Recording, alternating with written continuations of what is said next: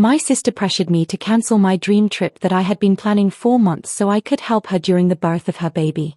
When I refused, my whole family turned against me. I still went on the trip, but when I came back, a truth came out that left everyone silent. The phone rang just as I was about to zip my suitcase shut. My flight was the next morning. 6 months of saving, double shifts, and dragging myself through every bill just so I could afford this 1-week trip. My sister Rachel's name flashed across the screen. I answered, and her breathing sounded rushed. "Where are you?" she asked. "At home." "Why?" "You need to come over. Tonight. My time's close." I went quiet for a few seconds. We both knew exactly what she meant. "Rachel, I already told you. My flight's tomorrow morning." The line went silent for a moment, then her voice hardened. "So you're really going to leave me alone like this?" I looked at the old calendar on my wall where I had circled my travel date with a red marker. "You're not alone. Mark's there. Mom's there. Mark's at work. And Mom says you should come. Your family." That word, family, had always been used like a weapon in our house. Half an hour later, Mom called.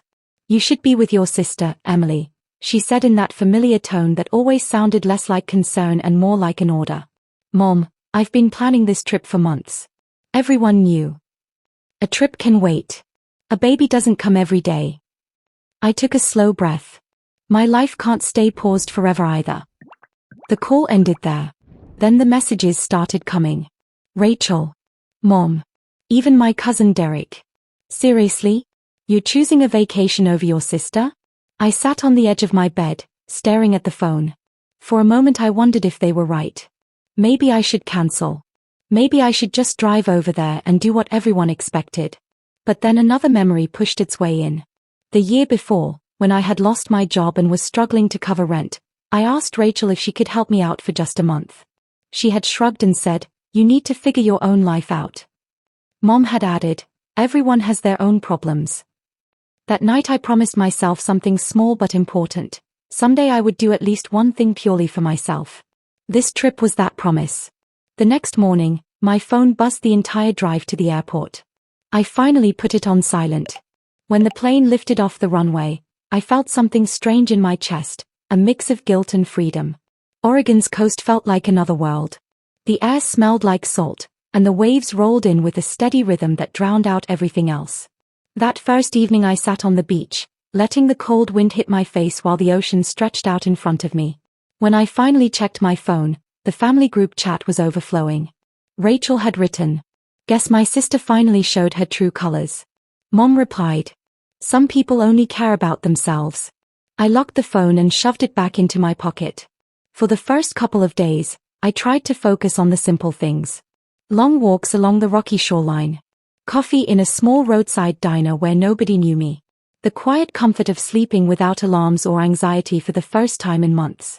On the third night, a message popped up from Mark. "Hey Emily. We need to talk." I called him immediately. "Rachel okay?" I asked. "Yeah, she's fine. The baby's fine too." I let out a breath I didn't realize I was holding. "Then what's going on?" He hesitated. "I'm not sure I should be telling you this, but I think you deserve to know." My stomach tightened. "Rachel's been telling everyone that you ignored her. That you said you didn't care." "I never said that." "I know," he said quietly. "That's why I'm calling." Then he said something that made the cold ocean air feel even colder. "She wanted you to come because she expected you to cancel your trip." I stared out at the dark water. "What do you mean?" "She thought you'd fold like always. And when you didn't, she told everyone you were selfish." My grip tightened around the phone. "And there's something else," Mark added. I closed my eyes. "Rachel told Mom you borrowed money from her and never paid it back." The words hit me like a sudden drop. "I never borrowed money from her." "I know you didn't," he said. "But that's the story she's been pushing." That night I stayed on the beach for hours. The anger was there, sharp and heavy, but beneath it was something else too, clarity. For years I had bent over backwards trying to keep the peace, trying to meet expectations that were never fair to begin with. For the first time, I realized I didn't have to keep doing that. When I returned home a week later, Mom had organized a small family dinner. Rachel was sitting on the couch with the baby in her arms, looking exhausted but triumphant. Mom hovered beside her like she was protecting something fragile. The room went quiet when I walked in. Rachel looked up and gave me a thin smile. "Well, look who decided to come back." I hung my coat over a chair and stepped forward slowly. "I'm here to clear something up." Mom frowned. "Emily, this isn't the time." "No," I said calmly. "This is exactly the time." I pulled out my phone and played the voice message Mark had sent me earlier. His voice filled the room. Rachel said she just wanted Emily to cancel the trip. The words hung in the air like smoke. With every sentence, Rachel's expression shifted, confidence fading into something tighter, more desperate. When the message ended, no one spoke. Mom looked from me to Rachel, her face uncertain for the first time in years. Rachel opened her mouth, but nothing came out. I felt strangely calm. "I'm not selfish," I said quietly. "I'm just finally doing what the rest of you have been doing all along, living my own life." No one argued. No one defended her. The silence in that room was heavier than any shouting match could have been. I turned and walked toward the door. Behind me I heard Mom's voice, softer than I'd ever heard it before. "Emily." But I didn't stop.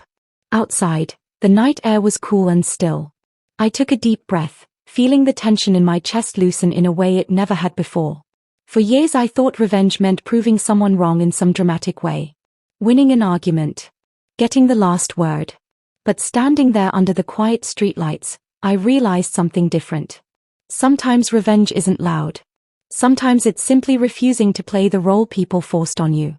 It's choosing yourself after years of being told not to. And sometimes the most powerful thing you can do is walk away, letting the truth sit in the room behind you, speaking louder than you ever needed to. If this story moved you or made you think about standing up for yourself, please take a moment to like the video and subscribe to the channel. Your support truly helps us share more powerful stories like this. Thank you so much for watching and being part of this community. Your support means a lot.